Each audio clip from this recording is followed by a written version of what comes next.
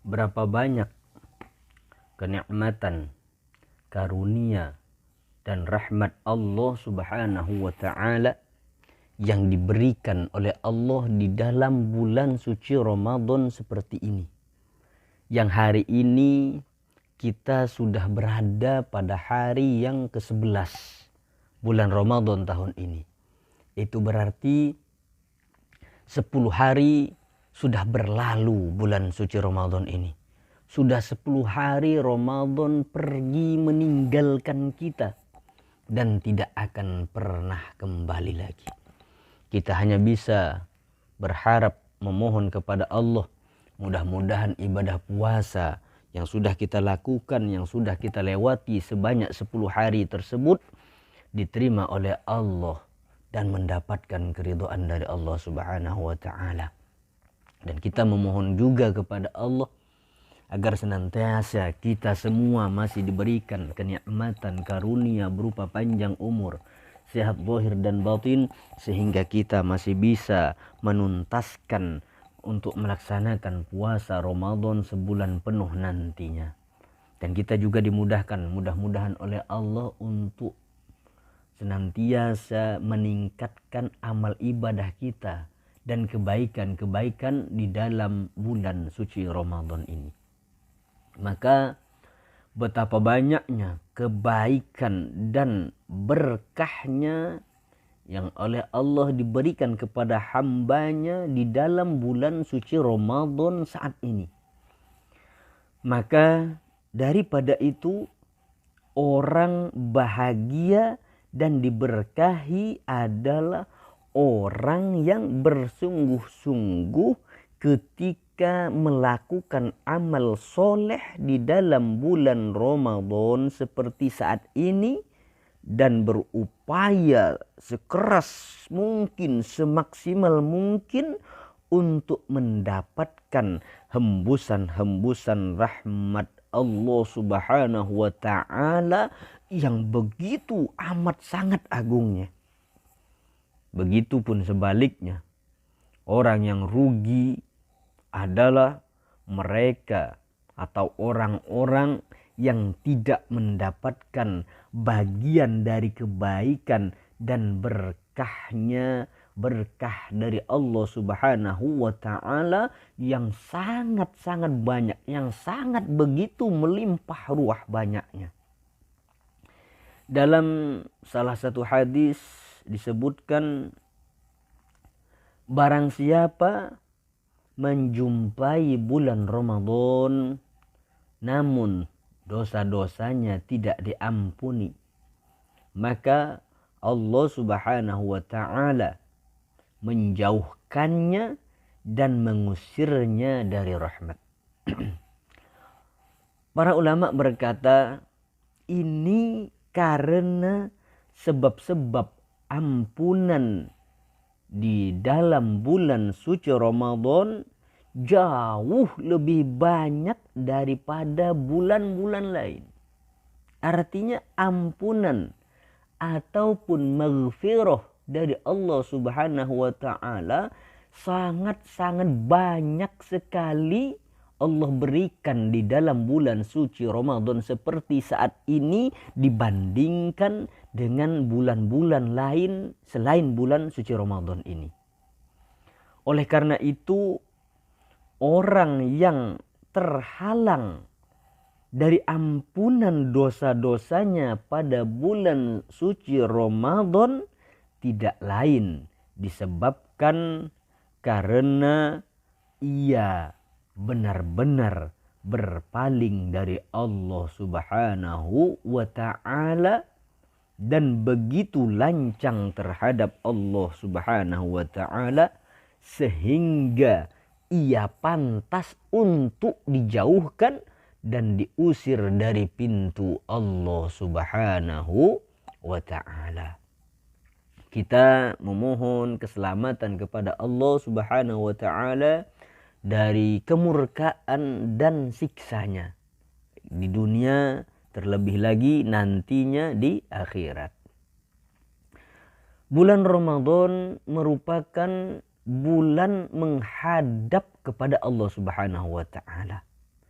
dan penerimaan amal, bulan taubat dan kembali kepada Allah Subhanahu wa taala.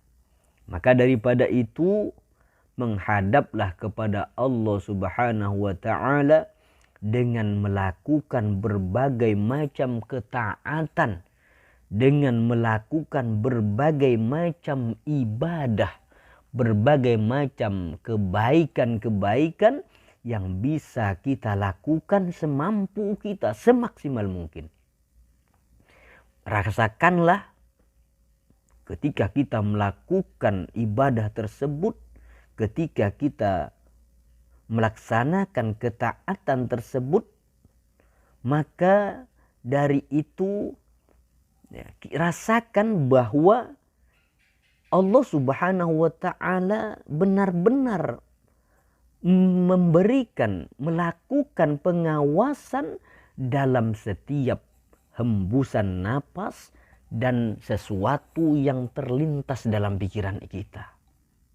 Di setiap hembusan napas kita, baik keluar napas ataupun ketika kita menghirup udara, bahwa disitulah Allah Subhanahu wa taala akan senantiasa melakukan pengawasan kepada diri kita.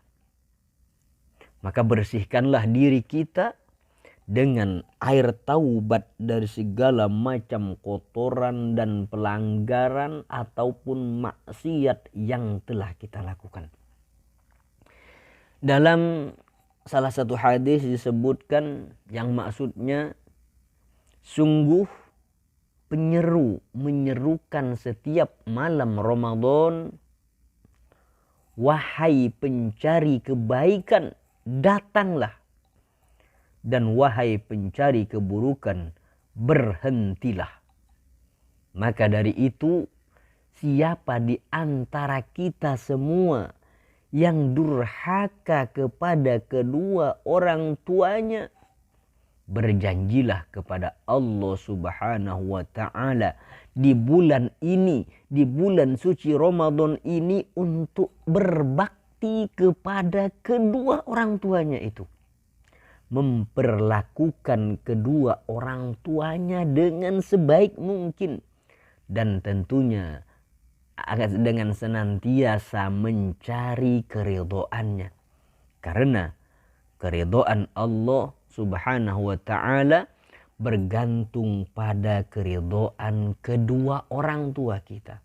Begitupun sebaliknya, kemurkaan Allah Subhanahu wa taala pun bergantung juga pada kemurkaan kedua orang tua kita.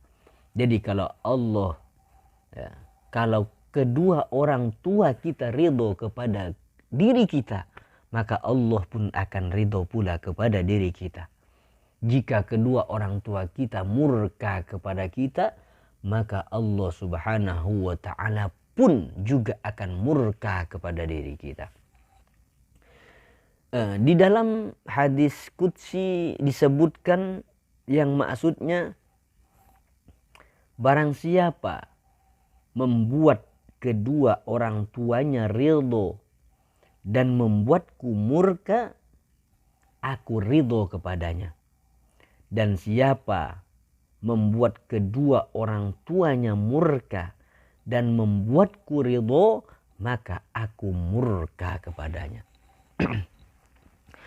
Rasulullah sallallahu alaihi wasallam bersabda di dalam salah satu hadisnya, man asbaha muti'an fi walidayhi asbaha lahu babani maftuhani minal jannati wa in kana wahidan fawahidan wa man amsa asiyan lillahi fi walidayhi asbaha lahu babani maftuhani minan nar wa in kana wahidan fawahidan qala ar-rajulu wa in zalamahu qala wa in zalamahu wa in zalamahu wa in zalamahu, yang artinya barang siapa taat kepada kedua orang tuanya karena Allah, dibuka untuknya 2 pintu surga. Dan siapa durhaka kepada Allah karena kedua orang tuanya, dibuka untuknya 2 pintu neraka. Jika ia durhaka kepada salah satu dari kedua orang tuanya, maka dibukakan untuknya 1 pintu neraka. Seseorang bertanya, meski kedua orang tuanya berbuat zalim kepadanya, wahai Rasulullah? Beliau menjawab, meski kedua orang tuanya berbuat zalim kepadanya. Meski kedua orang tuanya berbuat zalim kepadanya. Meski kedua orang tuanya berbuat zalim kepadanya. Jadi seorang anak datang kepada Rasulullah sallallahu alaihi wasallam mengadukan perihal ayahnya karena telah mengambil harta miliknya. Nabi sallallahu alaihi wasallam kemudian memanggil orang tua atau ayah dari anak tersebut. Kemudian ayahnya datang dan rupanya ia seorang laki-laki yang sudah tua. Nabi sallallahu alaihi wasallam berkata kepadanya, "Hai kamu, anakmu mengadukanmu bahwa kamu telah mengambil harta miliknya." Maka orang tersebut, orang yang sudah tua itu berkata, "Tolong dengarkan aku dulu wahai Rasulullah. Dia dulu lemah sementara aku kuat. Dia dulu miskin sementara aku kaya. Dulu aku tidak mencegahnya mengambil sedikit pun hartaku. Tapi sekarang aku lemah sementara dia kuat. Aku miskin sementara ia kaya. Dan ia ingin menghalangi untuk mengambil hartanya." Rasulullah sallallahu alaihi wasallam menangis lalu berkata, "Demi zat yang jiwaku berada di tangannya, tidaklah pohon ataupun batu mendengar kata-kata ini melainkan pasti menangis." Setelah itu beliau berkata kepada anaknya, anak si orang tua tersebut, "Engkau dan hartamu adalah milik ayahmu. Kamu dan hartamu adalah milik ayahmu."